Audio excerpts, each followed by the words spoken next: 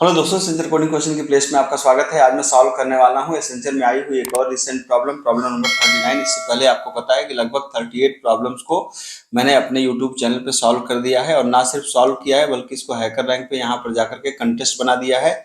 ये कंटेस्ट का यूआरएल है, यहाँ पर जाकर के आप सारी प्रॉब्लम को एक्सेस कर सकते हैं, सॉल्व कर सकते हैं और एक एग्जाम की तरफ फील जनरेट कर सकते हैं, जिससे आपको बहुत ही फायदा होगा। तो आप इसको सॉल्व करिए और अपने कॉन्फिडेंस को बूस्ट करिए। तो चलिए आइए स्टार्ट करते हैं। आज का क्वेश्चन क्या है। क्वेश्चन नंबर 39 क्या कहता है, आइए समझते हैं इस बात को। ये कहता है कि एक फंक्शन लिखिए जिसका नाम है फैक्टोरियल। आप खुश हो गए होंगे, यार फैक्टोरियल तो हम लोग सालों से पढ़ते आ रहे हैं, बहुत ही आसान है। ठीक है, तो ये कह रहा है कि that calculate the factorial of a given number. यानी यहाँ तक तो कोई समस्या नहीं, फैक्टोरियल हमको आता ही है। ठीक है, लेकिन कह रहा है कि after calculating the factorial, factorial को कैलकुलेट करने के बाद आपको क्या करना है, remove any trailing zero from the resulting factorial value. ये इंटरेस्टिंग बात है। ठीक है, कह रहा है कि जैसे आपने यहाँ पे इनपुट दिया, जैसे इसने 5, 5 का फैक्टोरियल कितना होता है 120। आप सबको पता है कि 5 का फैक्टोरियल निकालने के लिए 5 इंटू 4 इंटू 3 इंटू 2 इंटू 1 करते हैं आप, फैक्टोरियल आता है 120। लेकिन जो भी जीरो आ रहे हैं लास्ट में, है ना, ये लास्ट वाले जीरो, ये कह रहा है इसको आप हटा दो। तो लास्ट वाले जीरो को हटा देंगे तो हमारे पास क्या बचेगा, हमारे पास बचेगा 12, और 12 विद द आंसर। ठीक है, आप यहाँ पे देख सकते हैं 12 विद द आंसर। ठीक, सेम इसी तरीके से अगर आप इसको देखना चाहें तो यहाँ पर है 10 और 10 का फैक्टोरियल होता है 3628800। तो ये कह रहा है इस जीरो जीरो को आप हटा दो यहाँ से। ठीक, तो फैक्टोरियल कैलकुलेट करना तो आप सबको आता ही है कि फैक्टोरियल कैलकुलेट कैसे होगा। तो जैसे आपने एक नंबर को रीड किया, ठीक है, तो आपने एक नंबर को रीड किया, मान लीजिए हमारा आई एन टी एन है, और एन इक्वल टू आप क्या कर सकते हैं, N equal to S C dot next I N T, आप एन को रीड कर सकते हैं। मैं यहाँ पे आपको समझा रहा हूँ इस चीज को। ठीक, उसके बाद फैक्टोरियल कैलकुलेट करने के लिए आप क्या कर सकते हैं, आप चाहें तो एक लॉन्ग ले सकते हैं, क्योंकि बड़ी फैक्टोरियल कोई बड़ी वैल्यू हो सकती है, तो बेहतर होगा कि लॉन्ग लीजिए। तो हमने किया लॉन्ग, मान लीजिए एफ इज इक्वल टू 1।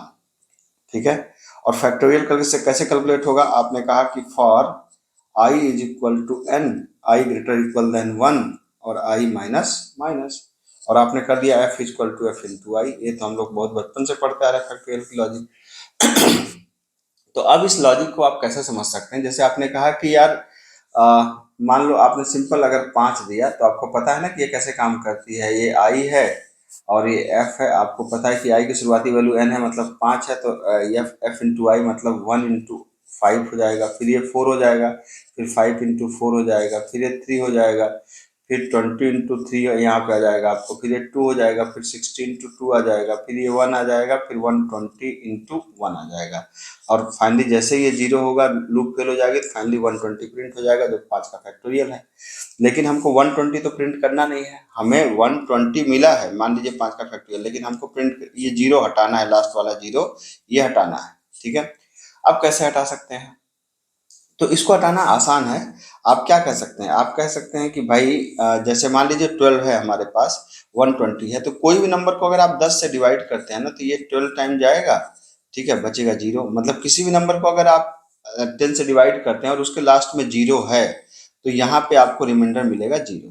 ठीक है, ये कंफर्म हो गई बात। तो इसका मतलब है हमने कहा कि भाई तब तक लूप चलाओ जब तक कि किसी नंबर को डिवाइड करने पे, 10 से डिवाइड करने पे जीरो मिले, है ना। जैसे किसी भी नंबर को अगर उसके लास्ट में जीरो है, आप 10 से डिवाइड करेंगे, मॉड निकालेंगे, तो जाहिर सी बात है कि यहाँ पे जीरो मिलेगा आपको। ठीक है, अब आपको पता है कि देखिए जैसे हमने 10 से जब डिवाइड किया तो रिमाइंडर तो जीरो मिला, लेकिन कोसेंट क्या मिला, 12 मिला। क्वेश्चन 12 मिला ना हमको, इसका मतलब है कि जब हम किसी भी नंबर को 12 से डिवाइड करेंगे तो उसके अंतिम वाली डिजिट हट जाती है, और हमने यहाँ से पता लगा लिया है, इस लाइन से पता लगा लिया है कि अंतिम वाली डिजिट क्या है, जीरो है। तो अब जीरो को हटाना है, तो हम क्या कर सकते हैं, हम कह सकते हैं कि f is equal to F divide by 10, that's it, simple.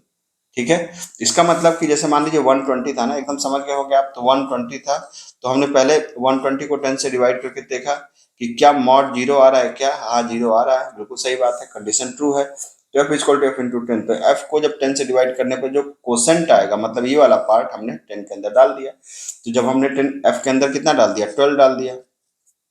ठीक है, इसको एफ मॉड करिए, नम मॉड नहीं। ठीक है, तो अब क्या हो जाएगा कि अब जब आप इसको कहेंगे कि अब जब दोबारा लूप चलेगी, तो पहली बार तो f कितना था 120 था, ठीक है। तो जब आपने इसको 10 से डिवाइड कर दिया तो कितना हो गया 12 हो गया। लेकिन जब दोबारा f कितना है 12 है, तो जब आप 12 को 10 से डिवाइड करेंगे तो ये एक बार जाएगा, रिमाइंडर बचेगा 2।